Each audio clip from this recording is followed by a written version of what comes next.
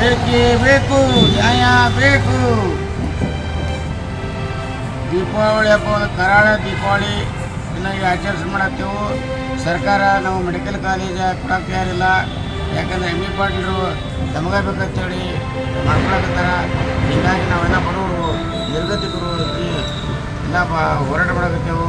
ಈ ನಮ್ಮ ಹಿರಿಯ ಹೋರಾಟಗಾರ ಅಂತ ರೈತ ಸಂಘದ ಅಧ್ಯಕ್ಷರ ಅಂತ ಅರವಿಂದ್ ಕುಲಕರ್ಣಿ ಅವರು ಈ ಸೊಳ್ಳೆ ಕಳಿಸಿಕೊಂಡು ರಾತ್ರಿ ನಿಂತಿದ್ದಾರೆ, ಈ ಸಂಘಟನೆ ಮುಖಂಡರ.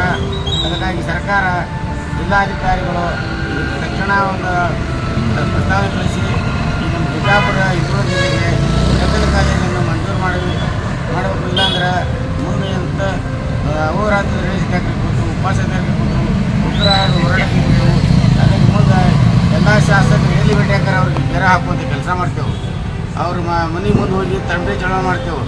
ಅದಕ್ಕೆ ಮುಂದಾಗುವ ಅನಾಹುತಕ್ಕೆ ನಮ್ಮ ಜಿಲ್ಲಾ ಉಸ್ತುವಾರಿ ಸಚಿವರು ಮತ್ತು ಶಿವಾನಂದ ಪಾಟೀಲರು, ಈ 8 ಮಂದಿ ಶಾಸಕರು, ವಿಧಾನ ಪರಿಷತ್ ಸದಸ್ಯರು ಮತ್ತು 2 ಲೋಕಸಭಾ ಸದಸ್ಯರಿದ್ದಾರೆ, ಆಮೇಲೆ ಸುಧಾಮೂರ್ತಿ ಇದ್ದಾರೆ, ರಾಜ್ಯಸಭಾ ಸದಸ್ಯರು.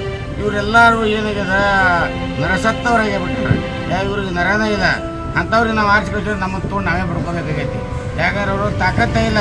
ಅವ್ರು ಬರೀ ತಮ್ಮ ಹೊಟ್ಟೆ ಕೊಳಕಟ್ಟೆ ಜನಪ್ರತಿನಿಧಿಗಾರ. ಜನರ ನೋವಿಗೆ ಸ್ಪಂದಿಸಂಥ ಶಾಸಕರು MP ಅವರು ಏನೂ ಇಲ್ಲ. ಮುಖ್ಯಮಂತ್ರಿಗಳು ಏನಾಗಿದೆ ನೋಡಿ ಕಣ್ಣು ಕಾಣಲಾರ್ದಂಗೆ ಅವರು ತಿಂಗಳಾದರೂ ನೋಡಾಗ್ತಾ ಇರಲ್ಲ. ಮುಖ್ಯಮಂತ್ರಿಗಳು ಕಣ್ಣು ಕಾಣ್ತದೋ ಗೊತ್ತಿಲ್ಲ, ಇಂಟೆಲಿಜೆನ್ಸ್ ವರದಿ ಹೋಗ್ತಾವೇನೋ ಗೊತ್ತಿಲ್ಲ, ಜಿಲ್ಲಾಧಿಕಾರಿ ವರದಿ ಕೊಡಾಗ್ತಾ ಇರಲ್ಲ, ಏನಿಲ್ಲ. ಈ ನಮ್ಮ ಏನಾಗಿರಪ್ಪ ಅಂದ್ರೆ ಒಂದು ಪರಿಸ್ಥಿತಿ ಭಾಳ ಚಿಂತಾಜನಕ. ಈ ನಮ್ಮ ಜಿಲ್ಲೆಯಲ್ಲಿ ಬಡ ಮಕ್ಕಳು ನಾವು ಶಿಕ್ಷಣ ಕಲಿಬೇಕು, ಮೆಡಿಕಲ್ ಸೀಟನ್ನು ಕಲಿಬೇಕು ಅಂತೇಳಿ ಆಸೆ ಅದ.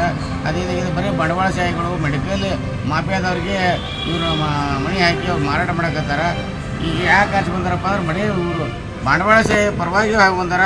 ಬ್ರಿಟಿಷರು ಬೇಕು, ಅವ್ರಿಗೇನ ಕೆಟ್ಟ ಇದು ಆಗ್ಯಾರ. ನಮ್ಮ ಬ್ರಿಟಿಷ್ ಸರ್ಕಾರ ಏನೋ ಒಳ್ಳೇದು, ಅವ್ರಿಗೇನ ಕೆಟ್ಟ ಒಂದು ಆಡಳಿತ ಐತಿ. ಇದಕ್ಕೆ ನಮ್ಮ ಜನತೆ ಚುನಾವಣೆ ಎಚ್ಚೆತ್ತುಕೊಂಡು ನಮ್ಮ ಜನರ ಸೇವೆ ಮಾಡುವಂಥ ಜನನಾಯಕರನ್ನ ಆರಿಸಬೇಕು. ಇಂಥ ನಾಯಕರನ್ನ ಆರಿಸಬೇಕು ತರುವಾತ ನಾವು ಈ ಸಾರ್ವಜನಿಕರಲ್ಲಿ ಮನವಿ ಮಾಡ್ಕೊಳತ್ತೀನಿ.